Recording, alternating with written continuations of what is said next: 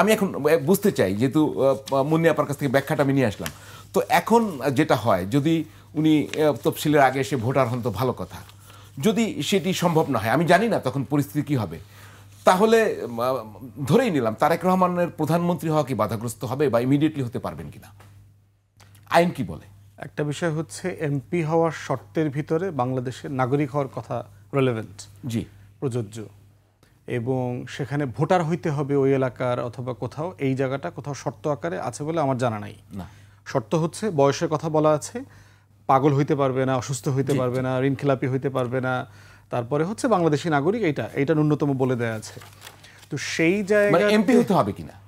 হ্যাঁ, এমপি হওয়া শর্ত। প্রধানমন্ত্রী হইতে হলে অবশ্যই এমপি হতে হবে, এটা সার্টেনলি। কারণ হচ্ছে যে, এবং যার মানে মেজরিটি অফ দ্য হাউসের কমান্ড আছে, কনফিডেন্সের জায়গা আছে, উনি শুধু গভর্নমেন্ট ফর্ম করতে পারবেন এবং প্রধানমন্ত্রী হতে পারবেন। তারপর এখন সেটা যেটা হতে পারে, ধরেন উনি নির্বাচন করলো না, কোনো কারণে করতে পারলেন না অথবা আসতে পারলেন না, সেখানে দলের যে কেউ আপাতত প্রাইম মিনিস্টার হবেন উনি ইনস্ট্রাকশনে, উনি আসবেন, আসার পরে সিট ভ্যাকেট করবে, উনি উপনির্বাচনে জিতে আসবেন, আসার পরে উনি প্রাইম মিনিস্টার হবেন।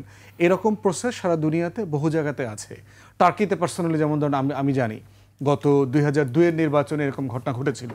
এর বিভিন্ন দেশে এটা হয়েছে, এক্সাইলে ছিল লিডারশিপ, পরে আসছে, পরে সিট ভ্যাকেট হয়েছে, উনি নির্বাচন করে এসেছেন। সেই জায়গাতে আমি এটাকে খুব জটিল বোধ করছি না। 111-এর সময় দেখেন, ভোটার হওয়ার প্রশ্নকে দেখেন, ভোটিং প্রসেসটা তো শুরু হয়েছে ভোটার কার্ড করা 111-এর সময়। সেই সময় তিনি বাংলাদেশে ছিলেন। আমি জানি না যে উনি তখন ভোটার হন নাই, ব্যাপারটা এরকম কিনা।